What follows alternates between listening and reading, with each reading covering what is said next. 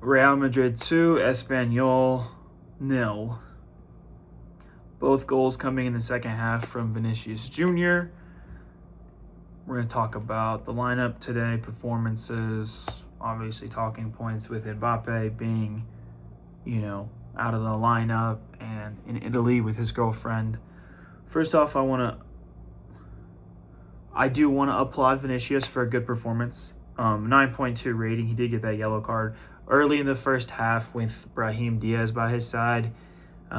He looked a little stagnant, a little slow, was flopping. But that second half started as soon as we put Gonzalo Garcia on. Vinny lit it up. Jude Bellingham had a great performance from the midfield, bagged an assist. Overall, the team looked good. Obviously, there was nothing to play for. There was no pressure, except that I guess a win here just delays the inevitable La Liga title for Barcelona. And part of the reason I think that we played the way we did tonight was because of the Guard of Honor and not wanting to give it to Barcelona next week. So I think that's part of the reason that we played the way we did today. But I do want to discuss why this result is still disappointing as a Madrid fan. But first, I want to talk about a little bit with Ferland Mendy. The guy just can't catch a break, always getting injured. It looked like something in his groin area. And just like with Militao, being injured, I think it's probably time to just move on from these guys this summer. They both, had been a part of Madrid when we had won a UCL, and they're just a little too injury prone. They're not reliable. Mendy's in his 30s now, and Militao just isn't, I don't think that his performances and outputs makes up for his reliability. If he was as injury prone as he was, he'd be a top, 3 center back in the world. But it's really unfortunate to see. I mean, it was 14 minutes into the game, he got subbed out. But really what I wanted to talk about this was because Fran Garcia was subbed in over Alvaro Carreras, and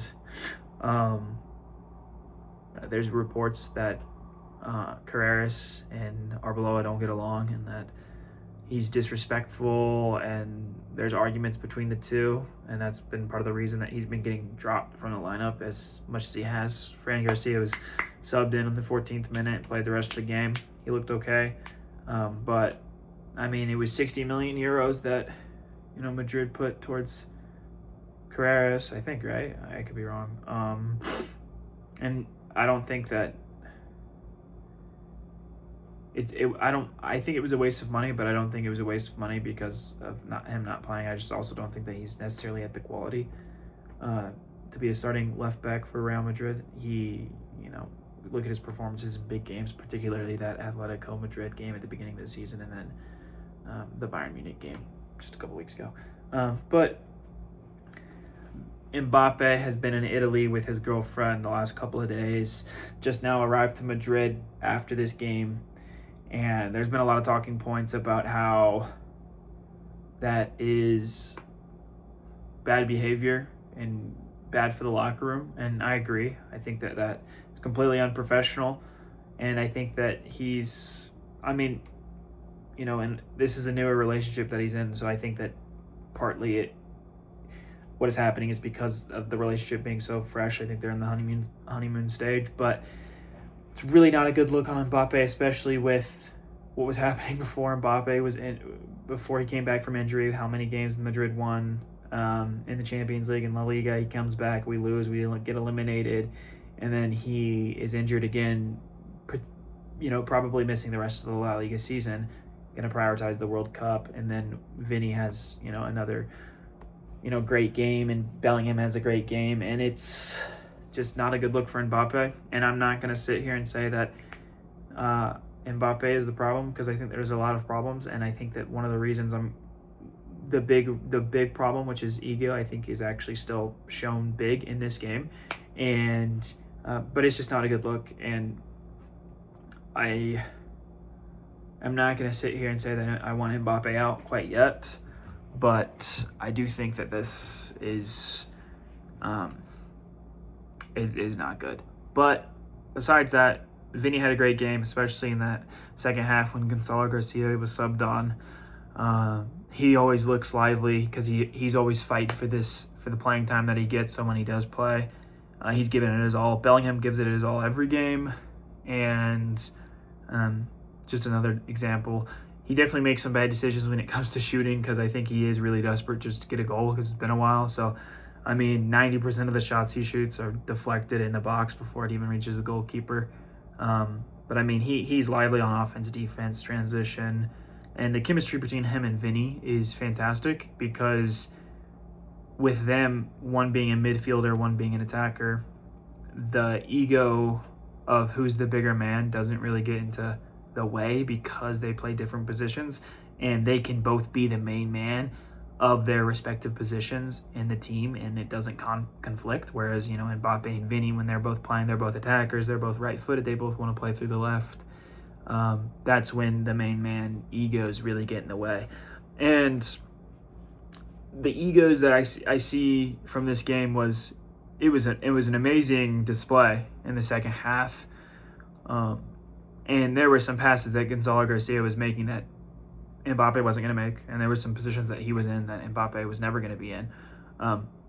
But whenever Mbappe doesn't play, Vinny has his confidence because the whole world knows on his day Mbappe is a better player and a better footballer than Vinny when they're both on their day, and that Mbappe is always going to have more output, he's always going to have more GAs, and he's always going to be a bigger headliner.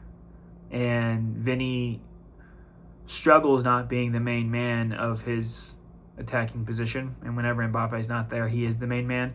And whenever Mbappe is there, it conflicts. Xabi Alonso at the beginning of the season was trying to make Mbappe the main man, and that didn't end well with the club and Vinny. And then since Arbeloa's come in, he's really tried to split it, but emphasize Vinny, and with that Mbappe's output's fallen off. But when Mbappe doesn't play, Vinny's confidence is through the roof and he plays better. But I also think it does have to do with ego, because I think when Vinny is not the main man, his ego gets in the way, and I think it restricts his play style, and I think it gets in the way because there's some passes that I see Vinny make this game, as well as Bellingham, that they don't make if Mbappe's not in the game, or if Mbappe is in the game, especially that link up with Gonzalo Garcia, or when he was cutting inside and he actually found Garcia on the right, but he could have shot. In these situations, if Mbappe is in these positions that Gonzalo Garcia is in, Vinny typically does the opposite, and I think that's because he wants to do as much as he can to be the main man when Mbappe is on the pitch. So that link up with Gonzalo Garcia doesn't happen if Mbappe is on the pitch, and that pass to Garcia where he misses it top right also doesn't happen. Vinny probably shoots that. And I'm not going to say that because Mbappe's in these, if Mbappe is in these situations, then this doesn't happen and these results don't happen, that Mbappe is the problem. I'm not going to say that. Because Vinny isn't the same guy he was from 2024, and I think that Bellingham and Vinicius in particular are kind of living off of that a little bit, because it was a fantastic season. They'd won the double.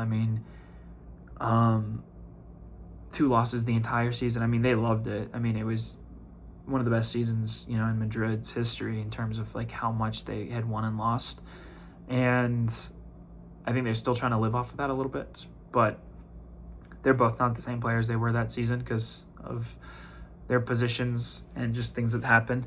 So whenever there is a little glimpse of that, they run with it, and I think that's kind of what happened this game. But it seems that Vinny has these performances in La Liga when it doesn't mean as much. The 2 goals he scored today were more difficult than the 2 chances he missed against Bayern Munich. That one-on-one with Neuer, and then that Mbappe cut inside when he was actually trying to find Bellingham. Those 2 chances he missed then are easier than these 2 chances he scored today, but there's no pressure. Mbappe's not playing. Vinny's the main man. You're not winning any trophies. You're not facing elimination. This game is meaningless right? Then we see the output because there's no pressure. And I live in the world that I want to see Mbappe, Vinny, and Jude all succeed together. But the only way that happens is if Vinny and Bellingham can play his own role in midfield how he always will and always does. But when LeBron James arrived to Miami, Dwayne Wade was one of the best players in the world. He had already won he had already won an NBA Finals, and he was the Finals MVP of that series. It was, 4 years prior to LeBron's arrival, but D Wade was one of the best players in the world. But LeBron James was the best player in the world. And Bron went to win. They didn't win their first season, but Dwayne Wade had to really swallow his ego and his pride and realize that LeBron James is the main man of this team. And once they did that, they figured it out and they won 2 championships in 4 years. And Vinny can absolutely be D Wade to LeBron to Mbappe. He can be the Robin to Mbappe's Batman, and this team can succeed because Mbappe on his day is the better player. And when they're both playing bad, Mbappe is still the better player. And I'm so happy to see Vinny and Bellingham perform like this. And Mbappe really needs to figure out what he's doing off the field. But this team can succeed with all 3 of them. It's just a matter of ego.